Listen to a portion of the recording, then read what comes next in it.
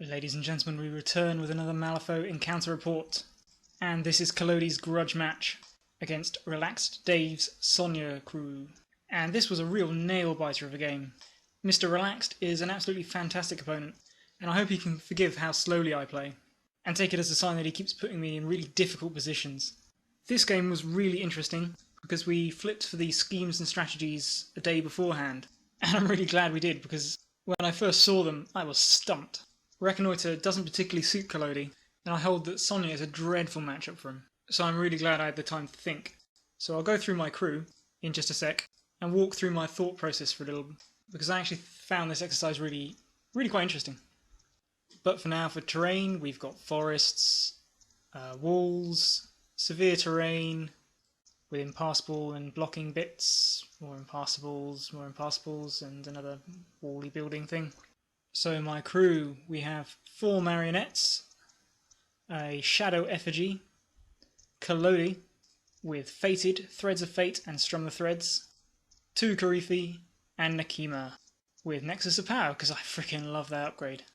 So my thinking for this game started with the strategy. We're playing Reconnoiter, which very likely means crews will get split into 2 main groups. So I need to build my crew to be able to do that, and have 2 arms that can be self-sufficient against whatever his 2 arms are. Next up, I know I'm facing Guild, and what's more, I know I'm facing Sonnia. And he knew I was taking Collodi. So I'm thinking Sonnia's fairly slow, so I've got that going for me. But Guild just puts out so much damage, and I learned from my Perdita game that Collodi just can't step up and meet that. So I'm looking at an enemy that can walk up the board and sweep me before them. Knowing how hard it is to escape Sonnia, and the fact it synergizes so well with Reconnoiter, because if you can push into an opponent's zones, then there's a good chance you're winning Reconnoiter, and Assassination works really well with that, in my opinion at least.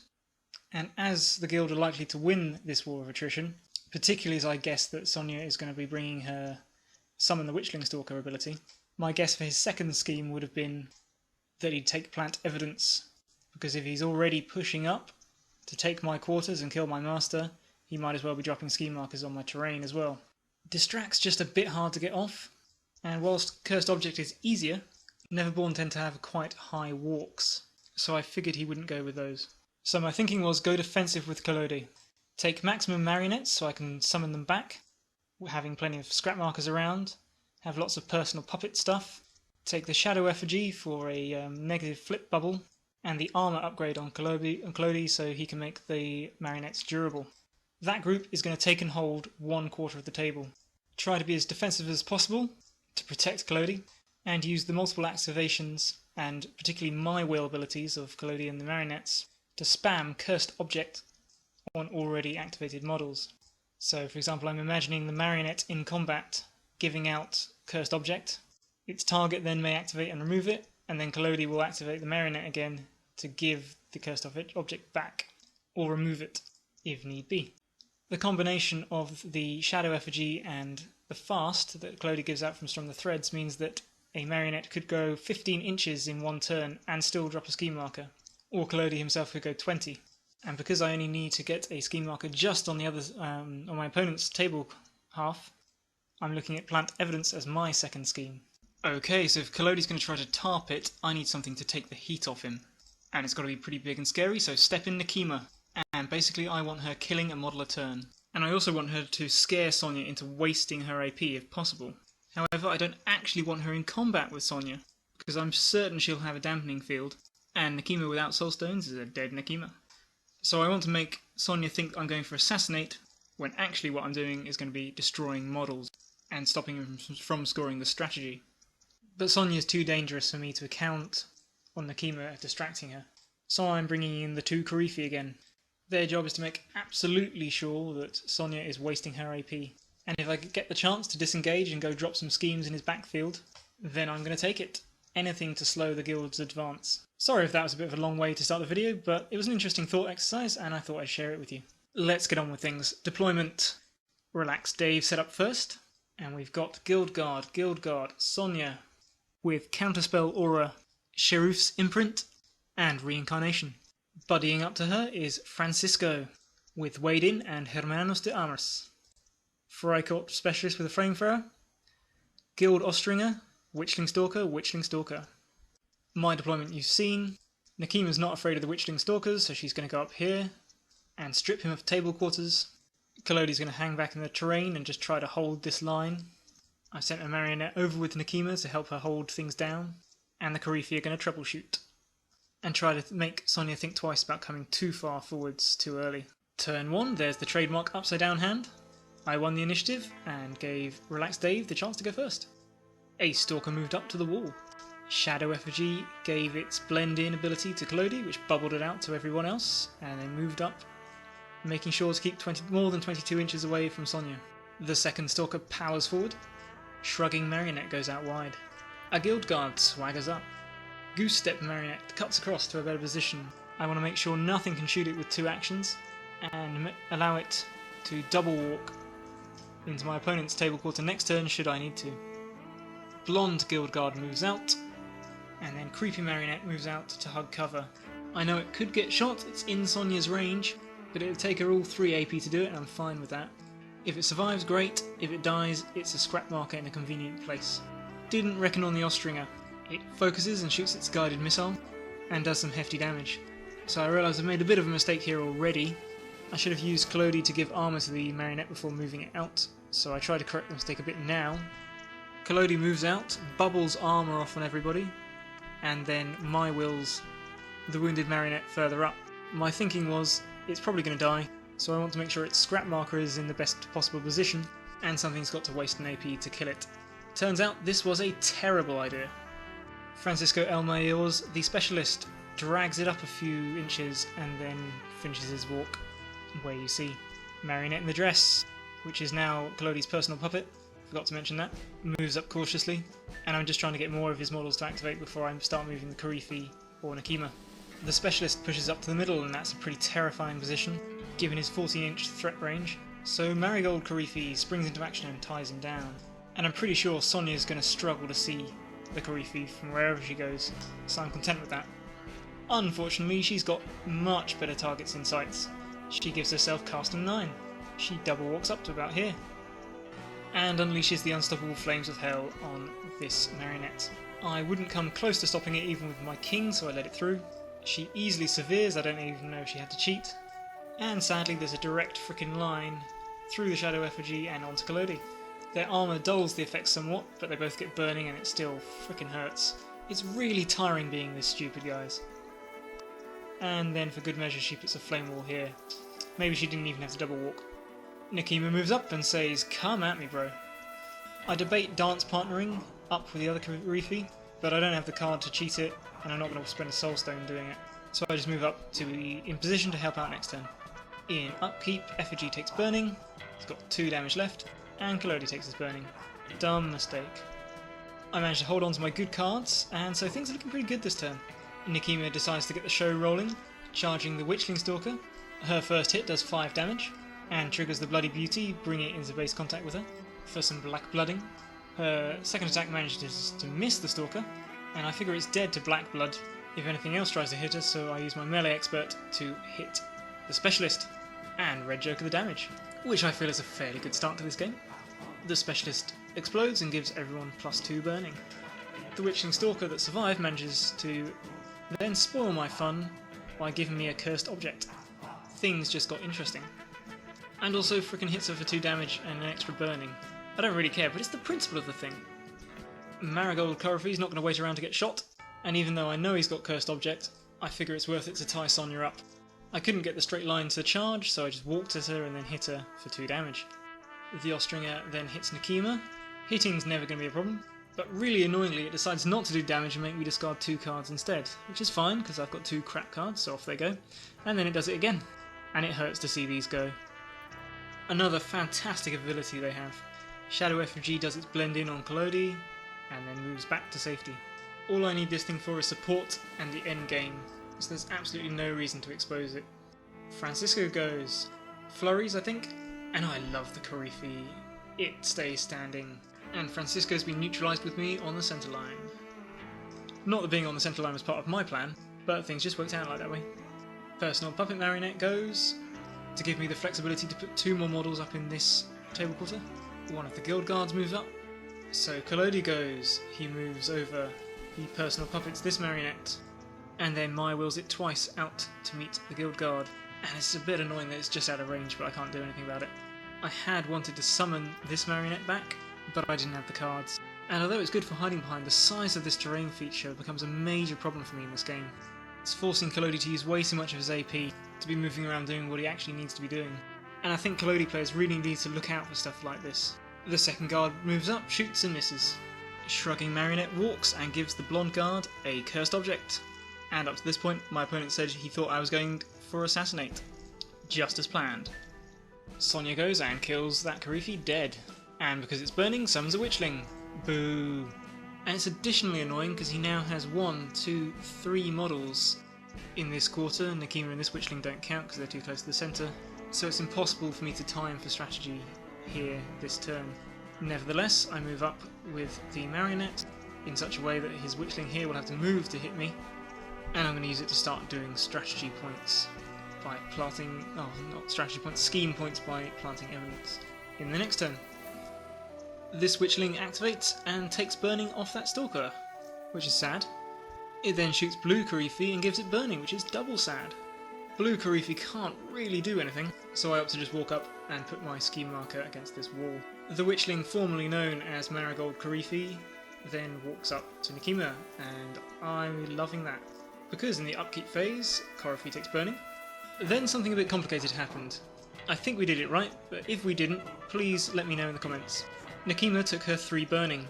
Blup blup blup. This caused her to black blood both the stalkers. This one died, exploding, putting 2 damage on its friend and 2 damage on Nekima. Blup blup. Nekima then soulstoned, preventing 1 damage, doing another black blood to the remaining stalker, and then healed 2 more damage from the Nexus of Power.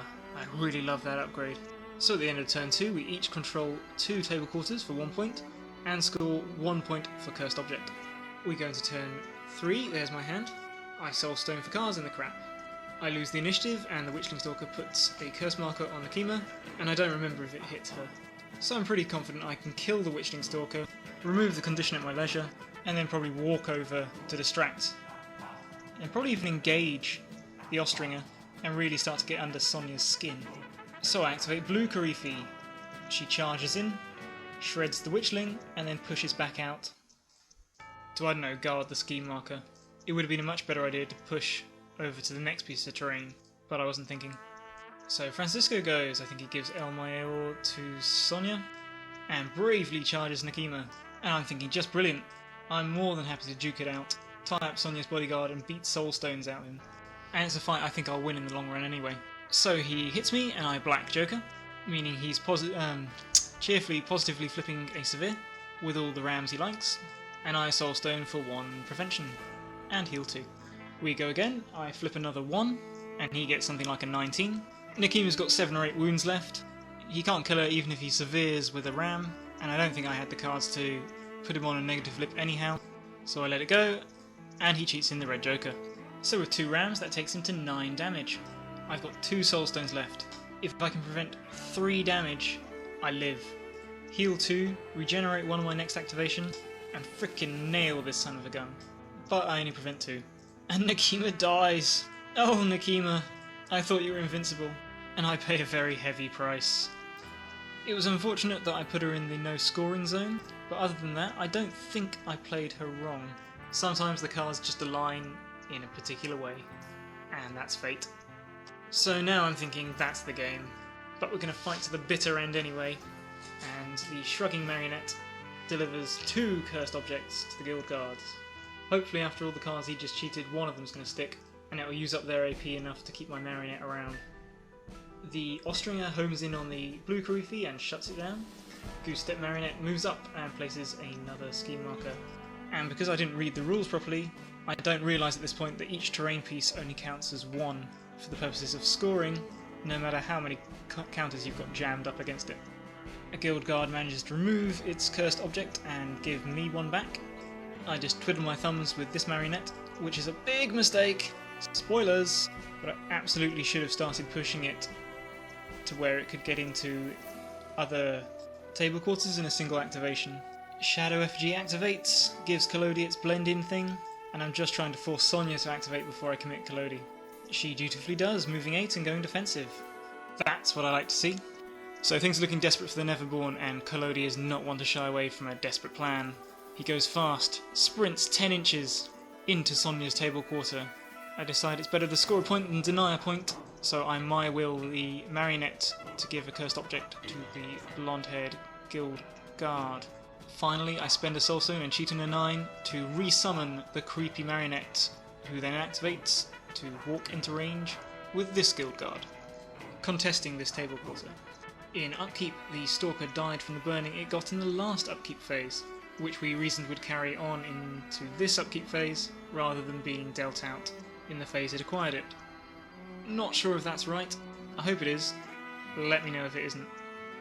So there we go, the guild has this table quarter, this is contested, the shadow effigy is keeping me this one, and my marionette's got me this one. We both score a point for cursed object, and I score a point for reconnoiter. We go into turn 4, I forget to take a picture of my hand. It wasn't impressive. And I told you it was a desperate plan, as I've got Collodi sat right in front of Sonnia, and he still hasn't revealed his second scheme, which I'm calling my bet that it's assassinate. And as luck would have it, I win the initiative. And Collodi sprints his full 15 inches, phasing through the effigy, which he's allowed to do, to hide back behind his ruin. It so very nearly worked. Oh, and I personal puppeted the effigy, by the way. All I had to do was accomplish the effigy round here, out of sight, and I'm safe and laughing. I could have used the effigy first, moved it up, 0 action Collodi here, got a nice bubble of blending inness, and then run Collodi away, but I'm not too worried about the marionettes, and I probably would have lost the effigy. So I think this simple accomplice move is the best option, and in my opinion this is the defining mistake of the game. So Sonnia goes. She double walks to draw a beautiful line of sight on the effigy. It had 2 damage left. Oh crap, I forgot hard to kill. Add a cherry on top of that mistake please. So anyway, it dies, the blast hits Collodi and puts him down to his last 2 wounds. And then he desperately tries to run away home, at not a very good angle, but nothing's really going to save him. Not now anyway. So I try to make the best of a bad situation by trying to keep the marionettes alive, by wasting the guild's AP. And hopefully one of these will stick. Come on, they're walk 4 for goodness sake. The Austringer clubs my marionette hiding behind here with a bird and it hits pretty heavy. But the little puppet's still standing. Goodness, I love these things. So because I don't realise I need to put markers up against different terrain features, I decided to just try to keep this marionette alive and go double defensive. There's no point in doing this against an attack like the Austringers, so what I should have done was just run for it across over to here, and then all I need to do is drop a marker before he kills me. But never mind. Francisco runs to be in base contact with this marker. This marionette tries to disengage. It fails once, and then succeeds with its second attempt. All I want to do is free it up to plant a scheme marker somewhere. I moved it back here because I figured it would be safer from the guild guards if they killed this marionette and the Austringer, and perhaps Collodi can move it around if he gets the chance. Blonde guild guard goes, removes her cursed object with no problem, and then hits my marionette. And he simultaneously flips the red and black joker for damage. But I'll take it. This stupid marionette wastes my time by not moving, and the second guild guard removes its cursed object and gives me a cursed object. So at the end of this turn, I score 1 for the strategy, and Relaxed Dave scores 1 for the strategy and 1 for cursed object. This effigy really should have been moving back over here, because if Sonnia wants Collodi, she's going to have to come into this table quarter, she'll almost certainly kill him, and then I can still be contesting, likely be contesting in here, and be able to prevent 1 more point. If the effigy was still alive, I could be moving it up this way, but never mind. We go into the final turn, and I draw an epic hand. This is starting to be a theme against Guild. Sonnia wins the initiative, and makes matchsticks out of Collodi. This marionette thinks it's got to protect its scheme marker at all costs, and double walks into Francisco. Desperate plans are kind of my specialty. The Austringer goes, and fails to hit the marionette. Made a mistake here. With 2 marionettes left to activate, I could have forced at least one of these guild guards to go, which would certainly have gotten me a scheme point, but I decided just to waste their time again, for no reason. Francisco goes and Black jokers his first hit on the marionette, and then vindictively kills it with his second, but he can't remove the marker. This marionette wastes more time with useless activations. Blonde Guild Guard goes and removes its marker and can't hurt my marionette. So Creepy Marionette 2 goes, runs up and drops a scheme marker. And really I was just doing this for the sake of completeness, but it's actually the difference between me scoring 3 points and 1 point for this scheme, which is kind of a big deal. And finally the last Guild Guard removes its cursed object, boo, and can't kill the marionette. And that is the game, guys. The Guild hold won 2 quarters for a final point. The Neverborn scored 3 for Reconnoiter, 3 for Plant Evidence, and 2 for Cursed Object. The Guild scored 3 for Reconnoiter, 3 for Cursed Object, and 2 for Assassinate, making the game an 8-8 draw. What a hard-fought game. Great play by my opponent, and it's always really fun to play this guy. But going back and doing this report makes me realise just how many times I let victory slip through my fingers, with silly unforced errors. If I'd just moved the effigy back with Accomplice, Sonnia couldn't have put the blast on Collodi, and there's a chance he might have survived the game, denying 2 points to my opponent, even if his death was unavoidable. Forgetting that the effigy should actually have been alive, cost me this table quarter in the final turn. There was no reason not to run this marionette over to this wall, to secure my strategy my scheme, rather than let it get as chancy as it did, and this marionette wasted so much time when it could have been, been put here, just out of range of the Ostringer, in range to run into either one of these table quarters, and all I had to do was wait a few more activations with this marionette and give an activated Guild Guard a cursed object to score the 3rd point for the scheme. This is how Collodi wins, I'm sure of it. It's in these tiny details, and I've really got to learn to spot them. But yeah, fantastic game, really enjoyed it, and I'll catch you on the next one. Take care.